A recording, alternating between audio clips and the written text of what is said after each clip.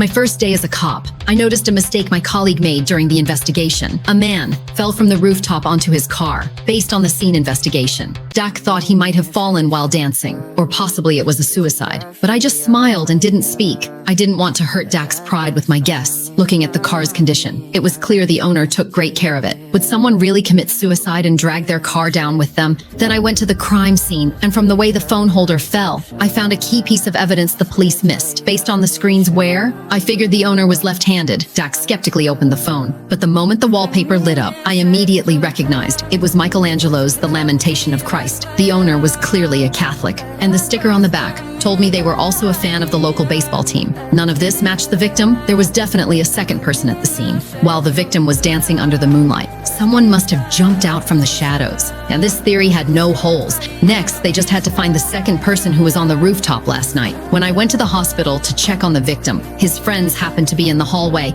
I quickly picked out 2 left-handed people and 1 Catholic wearing a pendant. The most telling clue was the tattoo on one man. It clearly showed the stitching of a baseball. Dak immediately brought him in for questioning, but just like all the other suspects, this man named Ron denied everything. He claimed he and the victim were like brothers. There was no reason for him to push him off the roof. I couldn't help but shout from the outside, "Why are we talking so much nonsense? You should just show the phone and prove Ron was on the rooftop last night." Faced with the hard evidence, the man finally admitted it, but still denied pushing the victim. He said they were practicing dance, when suddenly a shadow appeared and pushed his friend. There was no proof for that statement, so the police didn't buy it. The surveillance only caught the car entering the alley. It couldn't prove how many people were at the scene. I looked at the pile of files in my hands, and my mind started racing. Just when everyone thought there was no third party, I came up with a different theory. But before sharing it, I needed to check that smashed up car. The investigation report showed the police found some paint in the trunk,